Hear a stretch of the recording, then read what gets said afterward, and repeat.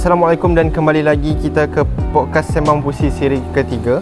Pada siri kali ini kita akan membincangkan tentang karya-karya puisi terpilih sastrawan negara kita iaitu Usman Awang, di mana beliau telah menyumbang dalam dunia kesusasteraan tanah air. Perbincangan kita akan fokus kepada 4 aspek utama, iaitu isi dan pemikiran, latar budaya, estetika serta cara penyebaran karya beliau kepada masyarakat. Untuk memulakan perbincangan ini, saya ingin meminta pandangan saudara Nabil mengenai aspek isi dan pemikiran dalam puisi-puisi Usman Awang. Okay, baik. Terima kasih saudara Nakib.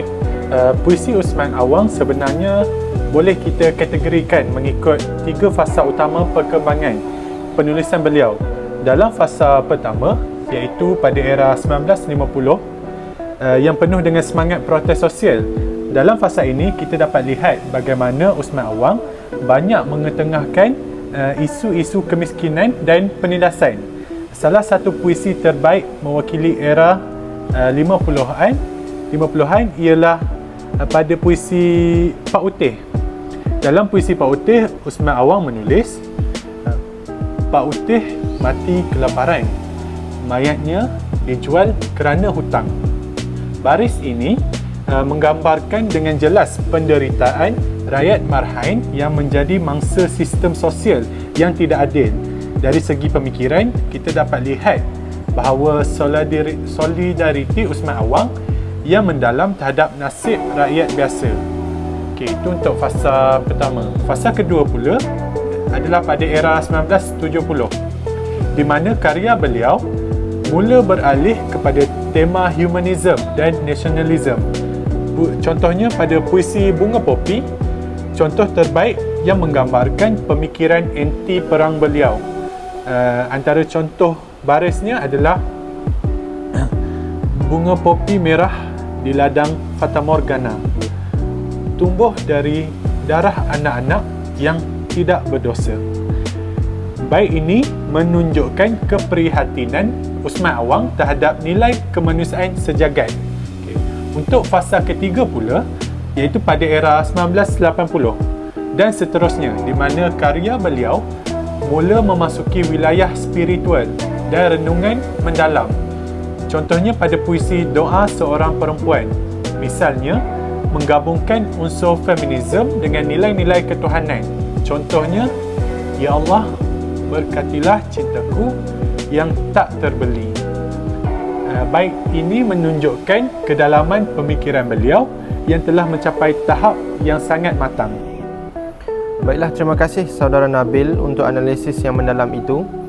Saudari Eva, berdasarkan fasa-fasa yang telah dijelaskan tadi, bagaimana latar budaya mempengaruhi karya-karya Usman Awang?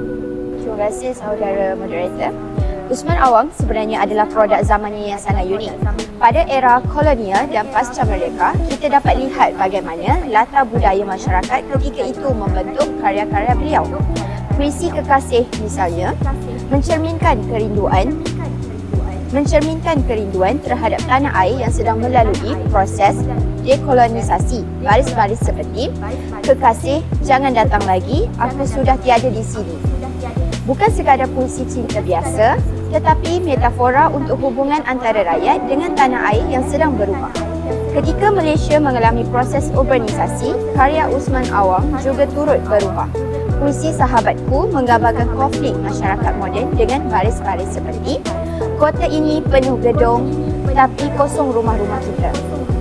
Di sini kita lihat bagaimana beliau menangkap keresahan masyarakat yang sedang melalui transisi dari kehidupan desa ke bandar. Uniknya, Usman Awang juga berjaya menggabungkan unsur-unsur budaya Islam Melayu dalam karya-karyanya. Puisi Zikir Ibu contohnya menyatukan tradisi lisan Melayu dengan nilai-nilai agama Islam. Sebagai contoh, dari bibirmu mengalir zikir, mengajar aku makna sabar, menunjukkan bagaimana beliau mengharmonikan budaya dan agama dalam karyanya. Persoalan yang menarik timbul di sini, saudara Nabil. Dari segi estetika, apakah keunikan gaya penulisan Usman Awang yang membuatkan karyanya begitu istimewa? Okey, baik. Usman Awang menguasai 2 bentuk estetika yang sangat menarik. Pertama, bahasa beliau yang sederhana tetapi penuh dengan makna. Lihat saja puisi Di Hadapan Pulau dengan baris-barisnya yang ringkas tetapi padat dan syarat dengan makna. Contohnya, di sini laut biru, di sana pulaumu. Di antara kita sejarah terpanggang. Metafora alam yang digunakan begitu kuat dan berkesan. Kedua, ritma bebas yang digunakan, beliau mempunyai musicality tersendiri. Puisi Senja di Permatang misalnya seolah-olah ditulis sebagai lirik lagu. Contohnya, senja merah di pematang, burung-burung pulang bersarang. Ini menunjukkan kebolehan Usman Awang bermain dengan bunyi dan irama. Ketiga, simbolisme universal. Dalam karya beliau membuatkan puisinya boleh difahami oleh pelbagai lapisan masyarakat. Contoh puisi adalah Bunga Geranium, menggunakan simbol yang mudah difahami tetapi makna yang sangat mendalam. Contohnya, kau layu di jendela tapi akarmu menjalar ke bumi. Di sini kita lihat simbol ketahanan hidup yang sangat universal. Baiklah, terima kasih Saudara Nabil. Saudari Eva, dalam konteks penyebaran karya, bagaimana puisi-puisi Usman Awang boleh menjadi begitu berpengaruh dalam masyarakat? Terlihat pula dalam konteks penyebaran karya, Usman Awang sebenarnya sangat bijak dan memanfaatkan pelbagai saluran penyebaran. Pertama, melalui media cetak.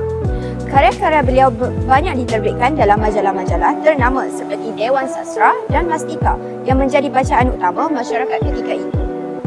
Kedua, melalui pentas dan deklamasi, puisi Sahabatku sering dibawakan dalam berbagai program sastra, membuatkannya lebih hidup dan mudah diingati. Ketiga, melalui adaptasi muzik, puisi Kekasih yang dinyanyikan oleh M. Nasir telah menjadikan ikon budaya pop, membuktikan karya beliau boleh merentas genre. Yang menariknya lagi, karya beliau juga disebarkan melalui sistem pendidikan. Banyak puisi beliau dimasukkan dalam antologi sekolah seperti Keranda 152, memastikan generasi muda terus terdedah kepada karya-karyanya. Baiklah, setelah mendengar huraian tersebut, saya merasakan ada satu persoalan yang penting di sini. Dalam era digital ini, adakah puisi Usman Awang masih relevan untuk generasi muda? Saya percaya nilai-nilai kemanusiaan dalam karya Usman Awang tetap relevan. Isu yang dibangkitkan dalam karya Pak Utih tentang kemiskinan dan ketidakadilan masih wujud sehingga hari ini. Cuma dalam bentuk yang berbeza. Mungkin sekarang kita boleh lihat isu ini dalam konteks kehidupan urban yang serba mencabar. Okey, saya ingin menambah sedikit. Media sosial sebenarnya boleh menjadi platform baru untuk menyebarkan puisi Usman Awang. Bayangkan jika puisi Bunga Popi yang anti perang itu diviralkan dalam konteks konflik semasa di Palestin juga Ukraine, pasti ia akan mendapat sambutan yang besar. Baiklah, sebagai penutup, saya ingin merumuskan bahawa puisi Usman Awang adalah khazanah yang terus hidup kerana beberapa faktor utama. Pertama, kemampuannya menyentuh jiwa rakyat melalui tema-tema kemanusiaan. Yang kedua, kekuatan akar budaya yang mendasari setiap karyanya. Ketiga, keindahan bahasa dan estetika yang membuat puisinya diminati pelbagai lapisan masyarakat. Terima kasih kepada dua-dua panel atas perkongsian yang sangat bernilai ini. Kepada penonton, mari kita teruskan warisan Usman Awang dengan membaca, menghayati dan menyebarkan karya-karyanya kepada generasi akan datang. Kita jumpa pada siri yang keempat. Sekian, terima kasih.